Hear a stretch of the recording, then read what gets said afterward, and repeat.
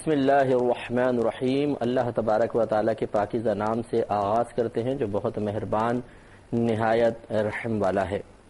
الحمدللہ درس بخاری کا سلسلہ بعافیت جاری و ساری ہے، اور الحمدللہ ہم 108ویں حدیث پر پہنچے تھے۔ 107 حدیثیں ہم نے مکمل کر لی ہیں۔ 102 نمبر حدیث پاک میں نے جان بوجھ کر چھوڑ دی تھی۔ اس میں بعض ہمارے ریگولر دیکھنے والوں نے مجھے انفارم کیا کہ یہ آپ نے 102 نمبر حدیث چھوڑ دی تھی۔ مسئلہ اس کا یہ ہے کہ جو 101 نمبر حدیث اس میں یہ روایت تھی کہ نبی کریم صلی اللہ علیہ وسلم نے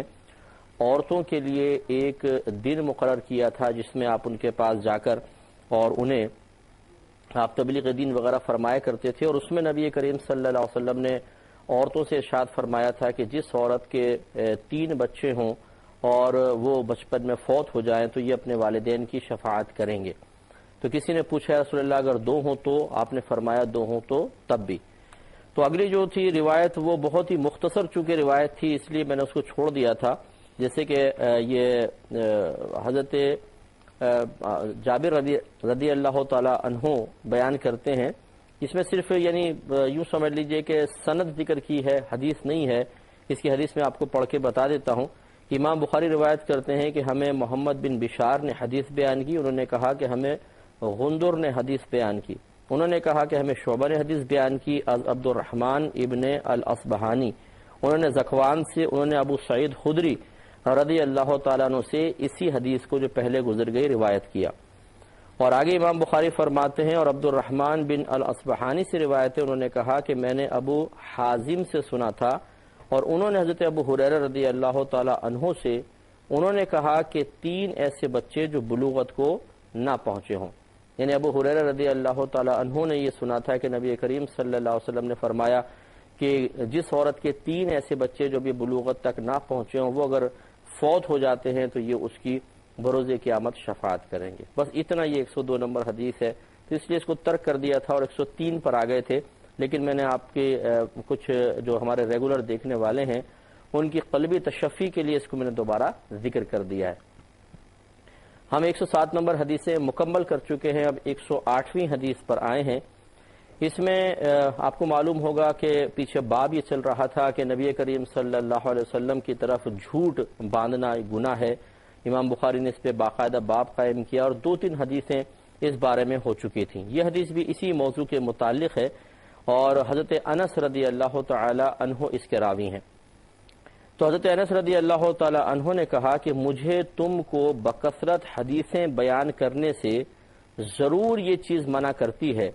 کہ بے شک نبی کریم صلی اللہ علیہ وسلم نے ارشاد فرمایا کہ جس نے مجھ پر عمدن جھوٹ باندھا وہ دوزخ کی آگ میں اپنے بیٹھنے کی جگہ بنا لے۔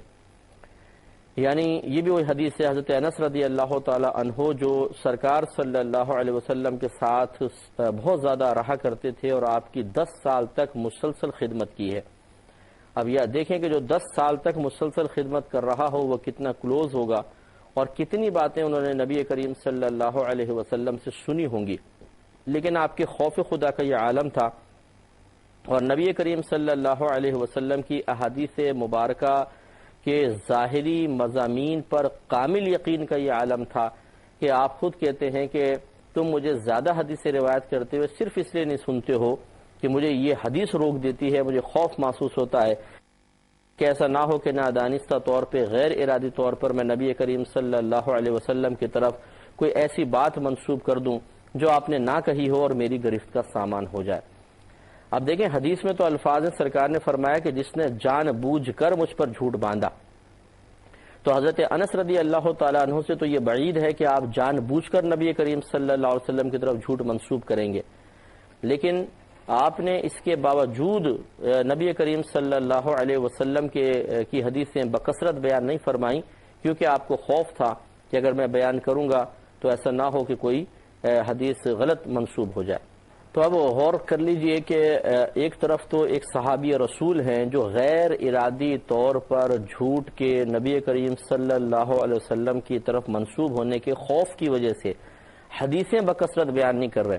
اور ایک طرف ہماری یہ حالت ہے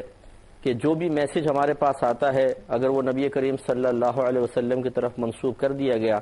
ہم اس کی پرواہ نہیں کرتے کہ اس بات کی تصدیق کر لیں یا کروا لیں کہ یہ واقعی نبی کریم صلی اللہ علیہ وسلم کا فرمان عالی شان ہے یا نہیں، بس ہم فوراً اس کو آگے بھیج دیتے ہیں۔ جیسے رمضان میں آپ نے دیکھا ہوگا آخری جمعۃ الوداع کی ایک حدیث گھڑی ہوئی ہے لوگوں نے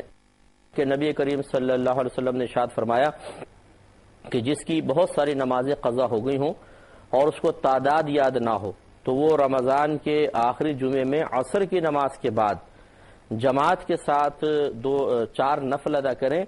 اور اس نیت کے ساتھ کہ میری ساری قضائے عمری ادا ہو جائیں تو اللہ تعالیٰ اس کی ساری قضائے عمری معاف فرما دے گا۔ یہ حدیث میرے پاس بھی آئی اور بھی بہت سارے لوگوں نے اس کی شکایت کی۔ اب آپ اندازہ فرمائیں کہ بالکل جھوٹی ترین حدیث ہے، یہ ہو ہی نہیں سکتا کہ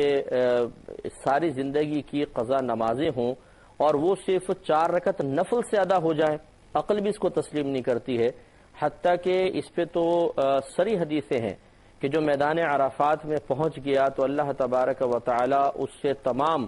جو اللہ تعالیٰ کے حق میں کوتاہیاں ہوئی ہیں سب معاف فرما دے گا، یعنی نماز قضا ہوئی ہیں اس سے گناہ معاف، روزے قضا ہوئے ہیں اس سے گناہ معاف فرما دے گا،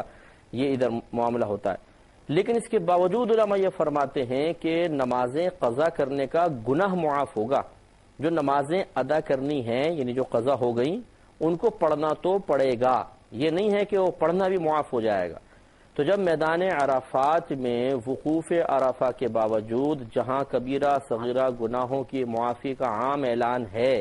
پھر بھی قضا نماز ادا کرنی پڑیں گی تو یہ 4 رکعت نفل میں اتنی قوت اور طاقت کہاں سے آ گئی کہ پچھلی پوری زندگی کی قضائے عمری معاف ہو جائے۔ اور پھر حماقت در حماقت یہ دیکھیے کہ بنانے والے کو خود مسئلہ معلوم نہیں تھا کہ عصر کی نماز کے بعد تو نوافل پڑھنا منع ہوتے ہیں، اور وہ ترغیب اس میں لکھی ہے کہ 4 رکعت نفل پڑھیں عصر کی نماز کے بعد، وہ بھی جماعت کے ساتھ۔ چنانچہ اس قسم کی خرافات پر توجہ نہ کی جائے۔ یوں ہی اب لوگوں نے اس کی بھی عادت بنا لی ہے کہ ہر مہینے کے آغاز سے پہلے یعنی اسلامی مہینے کے آغاز سے پہلے حدیث پہنچ جاتی ہے، جس نے رجب کی آمد کی کسی کو خوشخبری سنائی اس پہ جنت واجب، جس نے محرم الحرام کی خوشخبری سنائی اس پہ جنت واجب، سارے مہینوں کی بنا لی۔ تو یہ بھی جھوٹی حدیثیں ہیں۔ تو اس لیے بہت ضروری ہے کہ اپنے اطراف میں عام ہونے والی ان احادیث کو پہلے کسی کو دکھا لیا جائے، اگر وہ کہتے ہیں کہ ہاں یہ صحیح ہے یا مطلب اس کو بیان کر سکتے ہیں تو آپ بیان کریں، ورنہ رک جائیں۔ وہ کسی مستند اور صحیح حدیث کو آگے فارورڈ کرنے سے رک جانا گناہ نہیں ہے۔ اگر آپ رک گئے احتیاطاً تو کوئی بات نہیں، گناہ نہیں ہے، لیکن اس کو آگے فارورڈ کر دینا اگر وہ صحیح ہے تو چلیں بچ گئے گناہ سے، لیکن اگر خراب ہے، غلط حدیث ہے، جھوٹی ہے تو پھر ایک گناہ جاریہ ہو گیا۔ اور میں نے پہلے بھی آپ کو ایک دفعہ بتایا تھا کہ اسی طرح یہ نزہۃ المجالس ایک کتاب ہے جو انتہائی ناقص کتاب ہے اور اس میں بے شمار جھوٹی روایات بھر دی گئی ہیں۔ اس میں صحیح بھی ہیں، اچھی روایات بھی ہیں، لیکن جھوٹے واقعات، جھوٹی حدیثیں اور ایسے واقعات جو عقل سے بالکل بعید ہیں وہ اس میں بھر دیے گئے ہیں۔ اس لیے یہ انتہائی ناقابل اعتبار کتاب ہے، اس پر بالکل بھروسہ نہ کیا جائے اور اس میں موجود روایات کو کسی کے سامنے بیان نہ کریں۔ معلوم یہ ہوا کہ دیکھیں ایک آپ نے پہلے حدیث سنی تھی، ہم نے بخاری میں بیان کی تھی کہ نبی کریم صلی اللہ علیہ وسلم نے ارشاد فرمایا جس نے جان بوجھ کر علم کو چھپایا تو اللہ تبارک و تعالیٰ اسے آگ کی لگام دے گا، یعنی میدان محشر میں اس کو سزا ملے گی۔ تو ایک ہوتا ہے علم چھپانا اور ایک ہوتا ہے کہ علم کو کسی صحیح مصلحت کی بنا پر کسی کے سامنے بیان کرنے سے رک جانا، ان دونوں میں فرق ہے۔ آپ کا قصد و ارادہ یہ نہیں ہے کہ ہم علم کو چھپا لیں اور دیگر لوگوں تک نہ پہنچے، یہ ایک علمی خیانت ہے کہ جب اللہ تعالیٰ نے آپ کو علم دیا ہے تو وہ آپ کے پاس امانت ہے، اسے دوسروں تک پہنچا دیں۔ لیکن اگر آپ یہ خوف محسوس کرتے ہیں کہ اس پہنچانے کے اندر میں خود ہلاک ہو جاؤں گا تو پھر اس میں رخصت دی گئی ہے، جیسے کہ صحابہ کرام علیہم رضوان سے خود یہ ثابت ہوا کہ آپ آگے حدیث بیان کرنے سے گھبراتے تھے۔ تو اس لیے کوشش یہی کرنی چاہیے کہ جو علم اللہ نے ہمیں عطا فرمایا اس کو چھپانے کے قصد و ارادے سے اپنے پاس روکے نہیں، اس کو دوسروں تک پہنچائیں۔ لیکن اگر کوئی شخص کسی صحیح مصلحت کی بنا پر علم کو آگے پہنچانے سے رک رہا ہے تو اس پہ طعن کرنا اور بغیر اس کی دلیل معلوم کیے اس پہ کوئی الزام لگا دینا یہ شرعاً قطعاً غیر مناسب ہے۔ اگلی حدیث پر آتے ہیں کہ حضرت سلمہ بن الاکوع رضی اللہ تعالی عنہ کہتے ہیں کہ میں نے نبی کریم صلی اللہ علیہ وسلم کو یہ فرماتے ہوئے سنا ہے کہ جس نے میری طرف اس بات کی نسبت کی جس کو میں نے نہیں کہا، وہ اپنا ٹھکانہ جہنم کی آگ میں بنا لے۔ تو آپ دیکھیں یہی مضامین تواتر سے چل رہے ہیں۔ 109 نمبر حدیث ہے، اس میں بھی نبی کریم صلی اللہ علیہ وسلم نے اسی بات کو بیان فرمایا۔ 110 نمبر حدیث، اس میں تھوڑی سی تبدیلی ہے اور کچھ اور باتیں بھی ہیں۔ حضرت ابو ہریرہ رضی اللہ تعالی عنہ نبی کریم صلی اللہ علیہ وسلم سے روایت کرتے ہیں کہ آپ نے ارشاد فرمایا، میرا نام رکھو اور میری کنیت نہ رکھو، اور جس نے مجھے نیند میں دیکھا اس نے بے شک مجھے ہی دیکھا ہے، کیونکہ شیطان میری شکل میں متشکل نہیں ہو سکتا، اور جس نے مجھ پر جان بوجھ کر جھوٹ باندھا وہ اپنا ٹھکانہ جہنم کی آگ میں بنا لے۔ یہ 110 نمبر حدیث ہے، تو اس میں ذرا تھوڑا سا نئی چیزیں ہیں اور مزید چیزیں ہیں، اس پہ غور کریں۔ سرکار نے فرمایا صلی اللہ علیہ وسلم، میرا نام رکھو اور میری کنیت نہ رکھو۔ یاد رکھیں کہ اسم جو ہوتا ہے اس کی 3 قسمیں ہوتی ہیں، ایک علم کہلاتا ہے، ایک لقب کہلاتا ہے اور ایک کنیت کہلاتی ہے۔ علم کا مطلب تو جس کو اردو میں نام کہتے ہیں، کسی شخص معین کے لیے ہم کوئی نام رکھ دیتے ہیں، جیسے ماں باپ اپنے بچے کے لیے نام رکھتے ہیں تو اس کو علم سے تعبیر کرتے ہیں اور اردو میں اس کو نام کہتے ہیں۔ دوسرا لقب ہوتا ہے، لقب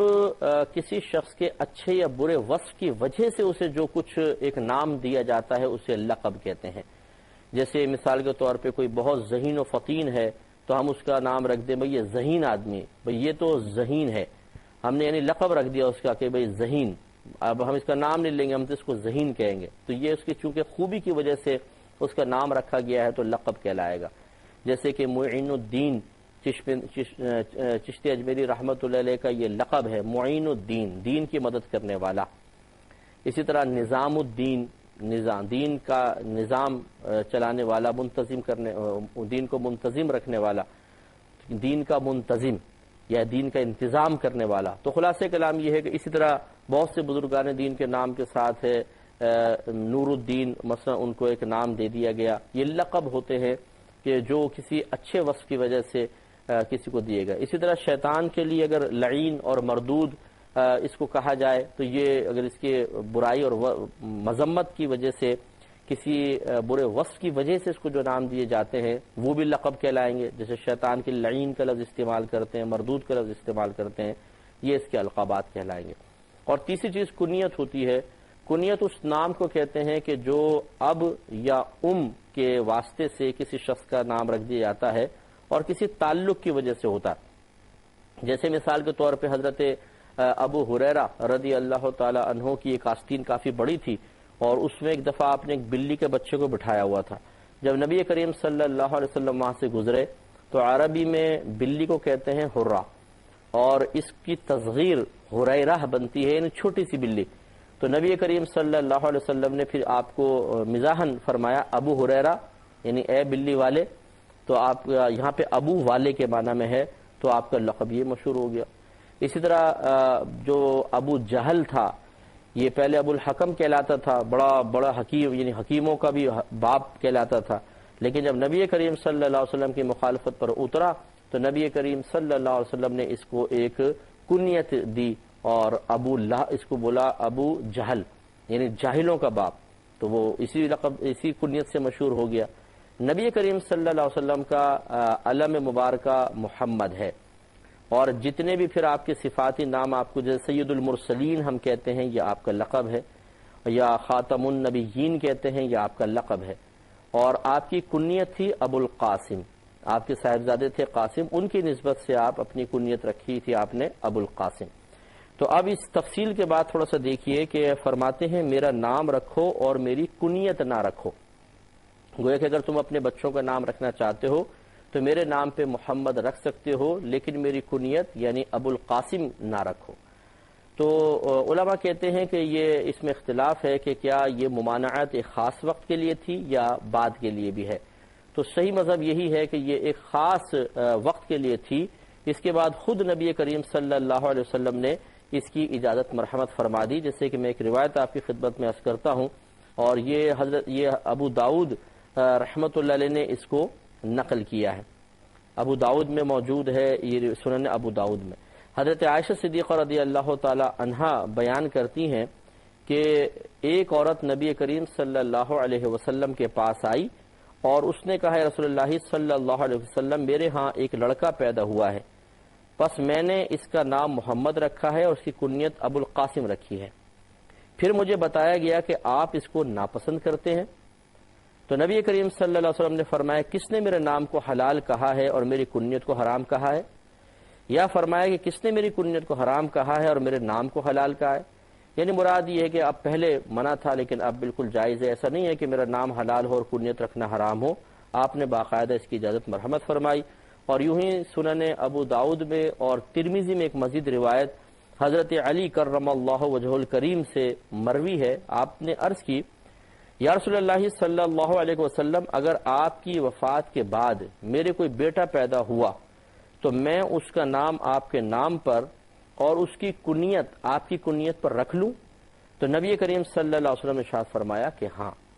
تو دیکھیں صراحتاً اجازت دی پھر نبی کریم صلی اللہ علیہ وسلم نے۔ تو اس لیے یہ ان علماء کی دلیل ہیں جنہوں نے کہا کہ اب نبی کریم صلی اللہ علیہ وسلم کی کنیت بھی رکھی جا سکتی ہے، لہٰذا اگر کسی کا بیٹا کسی کے بچہ ہے ابو القاسم ہے تو وہ ابو القاسم کنیت اب استعمال کر سکتے ہیں، اس میں کوئی حرج نہیں ہے۔ تو اب سرکار نے فرمایا میرا نام رکھو اور میری کنیت نہ رکھو، تو گویا کہ یہ حکم منسوخ ہو گیا ہے اور اب کنیت بھی رکھ سکتے ہیں۔ اس کے بعد سرکار نے فرمایا جس نے مجھے نیند میں دیکھا، نیند سے میں دیکھا سے مراد خواب میں دیکھا، اس نے بے شک مجھے ہی دیکھا ہے، کیونکہ شیطان میری شکل میں متشکل نہیں ہو سکتا، یعنی وہ میری شکل بنا کر نہیں آ سکتا ہے۔ الفاظ یہ ہیں کہ سرکار نے فرمایا کہ وَمَنْ رَآنِي فِي الْمَنَامِ، جس نے مجھے خواب میں دیکھا، فقد رآنی، تو بے شک اس نے مجھے ہی دیکھا۔ فإن الشیطان لا يتمثل فی صورتی، کیونکہ شیطان میری صورت میں متمثل یا متشکل نہیں ہو سکتا۔ اور پھر آخر میں وہی حدیث سرکار نے بیان فرمائی، جس نے مجھ پر آمدن یعنی جان بوجھ کر جھوٹ باندھا، وہ اپنا ٹھکانہ دوزخ کی آگ میں بنا لے۔ اس سے معلوم ہوا کہ نبی کریم صلی اللہ علیہ وسلم کو اگر کوئی خواب میں دیکھتا ہے تو وہ یقیناً نبی کریم صلی اللہ علیہ وسلم ہی ہیں، کیونکہ شیطان سرکار کی شکل میں نہیں آ سکتا۔ اب شکل مبارکہ، صورت مبارکہ، ہر مبارکہ رسول صلی اللہ علیہ وسلم تو ہر ایک نے نہیں دیکھی، تو اب اگر شیطان متشکل ہو کر آ کے یہ بتاتا کہ میں تمہارا نبی ہوں تو ہم دھوکے میں مبتلا ہو سکتے تھے، لہٰذا اللہ تعالیٰ نے اپنے حبیب کریم صلی اللہ علیہ وسلم کا یہ کمال اور وصف ایک ظاہر فرمایا کہ شیطان ہمارے خواب میں آ کر یہ نہیں کہہ سکتا میں تمہارا نبی ہوں۔ نبی کریم صلی اللہ علیہ وسلم کی شکل میں متشکل ہونا شیطان کے لیے اللہ تعالیٰ نے ناممکن بنا دیا ہے۔ چنانچہ اگر کوئی خواب میں نبی کریم صلی اللہ علیہ وسلم کو دیکھتا ہے تو وہ یقیناً آپ ہی کو دیکھتا ہے۔ اس پہ انشاءاللہ مزید کلام ہوگا، لیکن نیکسٹ پروگرام میں وآخر دعوانا ان الحمدللہ رب العالمین۔